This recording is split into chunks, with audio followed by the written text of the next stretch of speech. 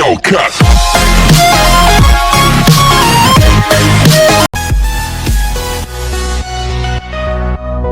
प्रिय बच्चों, राष्ट्र के स्वरूप में भूमि की महिमा उपयोगिता का चित्रण करते हुए लेखक डॉक्टर वासुदेव शरण अग्रवाल जी कहते हैं कि इस कर्तव्य की पूर्ति सैकड़ों हजारों प्रकार से होनी चाहिए।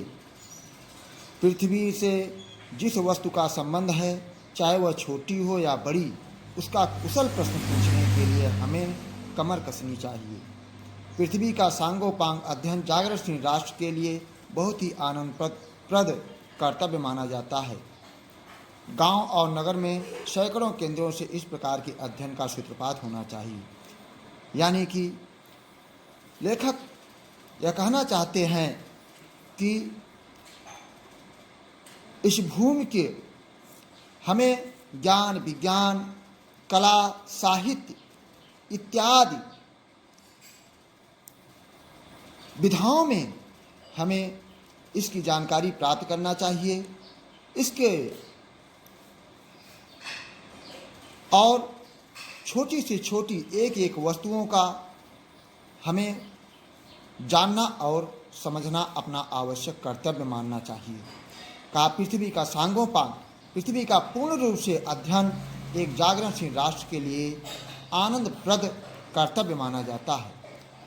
कहा इसको जानने के लिए गांव से नगर, नगर से पूर्व, यानी कोई भी छोटा सा छोटा केंद्र ही क्यों न हो, हमें हर जगह इसका अध्ययन करना चाहिए। यहीं तक नहीं, उदाहरण के लिए पृथ्वी की उपजाऊ शक्ति को बढ़ाने वाले मेघ जो प्रतिवर्ष समय पर आकर अपने अमृत जल से इसे सींचते हैं, हमारे अध्ययन की परिधि के अंतर्गत आने चाहिए। उन मेघ जलों से परिवर्धित प्रत्येक तृणलता और वनस्पति का सूक्ष्म परिचय प्राप्त करना ही हमारा कर्तव्य है।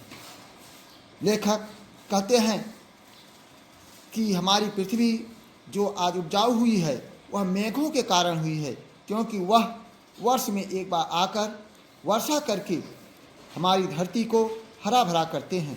यानी हमारी परिधि के अंतर्गत पृथ्वी के तृणलताओं का तो अध्ययन, उसकी वनस्पतियों का अध्ययन तो करना आवश्यक है ही, साथ ही साथ वर्षा, तापमान इत्यादि का भी अध्ययन करना हमारे लिए आवश्यक कर्तव्य होना चाहिए। इस प्रकार जब हमारे ज्ञान के चारों ओर के दरवाजे खुलेंगे, तब हमारे सैकड़ों वर्षों से शून्य और अंधकार में भरे हुए जीवन के क्षेत्र में एक नया उजाला, एक नया प्रकाश दिखाई देगा। धरती माता की कोख में जो अमूल्य निधियाँ भरी हैं, जिनके कारण वह वसुंधरा कहलाती हैं, उससे कौन परिचित न होना चाहेगा। का धरती माता की कोख, यह एक देशज शब्द है, कोख, जिसका अर्थ है गर्भ। धरती के गर्भ में बहुत सारी बहुमूल्य खजाने भरे हुए हैं, जिस कारण यह धरती वसुंधरा कहलाती है। वसुंधरा का आशय है वसुंधारेत इति वसुंधरा, अर्थात जो अपने गर्भ में अनेक रत्नों, धातुओं को धारण करती है, उसे हम वसुंधरा यानी धरती कहते हैं। उससे कौन परिचित न होना चाहेगा, इस वसुंधरा से कौन परिचित नहीं होना चाहेगा, यानी इस धरती को कौन जानना और समझना नहीं चाहेगा। कहा लाखों करोड़ों वर्षों से अनेक प्रकार की धातुओं को पृथ्वी के गर्भ में पोषण मिला है। यानी जब से धरती का आविर्भाव हुआ है, तब से इसके गर्भ में अनेक धातुओं को पोषण मिला है। अनेक धातुएं इसके गर्भ में रही हैं। दिन रात बहने वाली नदियों ने पहाड़ों को पीस पीस कर अगणित प्रकार की मिट्टियों से पृथ्वी की देह को सजाया है। यानी पृथ्वी पर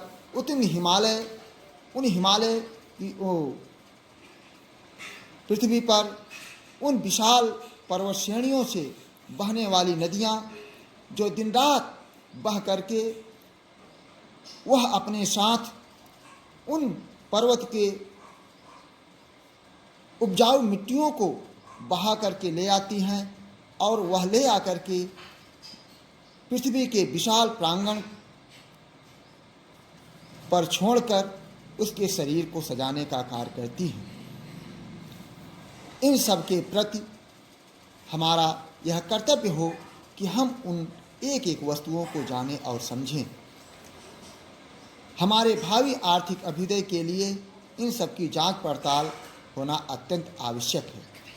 यहाँ तक कि हमारे भावी आने वाले समय में आर्थिक उत्थान के लिए, अभ्युदय माने उत्थान, आर्थिक उत्थान के लिए एक एक वस्तुओं को जांचना, एक एक वस्तुओं को परखना हमारा आवश्यक कर्तव्य होना चाहिए। पृथ्वी की गोद में जन्म लेने वाले जड़ पत्थर कुशल शिल्पियों से संवारे जाने पर अत्यंत सौंदर्य के प्रतीक बन जाते हैं। यानी पृथ्वी के अंदर जो जड़ पत्थर हैं, जिनका कोई अस्तित्व नहीं है, अस्तित्वहीन है, वही पत्थर जब एक कुशल शिल्पी के हाथ में जाते हैं तो वही पत्थर संवारने के उपरांत वह सौंदर्यशाली बन जाते हैं और बहुमूल्य हो जाते हैं। नाना भांत के अनगढ़ नग्न बिंद की नदियों के प्रवाह में सूर्य की धूप में चिलकते रहते हैं।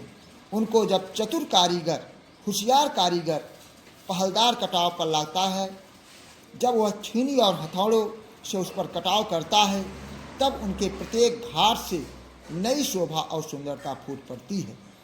यानी तब उनके घाटों से एक नई सुंदरता, एक नई शोभा परिलक्षित होने लगती है और वही पत्थर तब अनमोल हो जाते हैं, बहुमूल्य हो जाते हैं। देश के नर नारियों के रूप मंडल, रूप को सजाने में, सौंदर्य प्रसाधन, सौंदर्य के सजावट में इन छोटे छोटे पत्थरों का सदा से कितना भाग रहा है।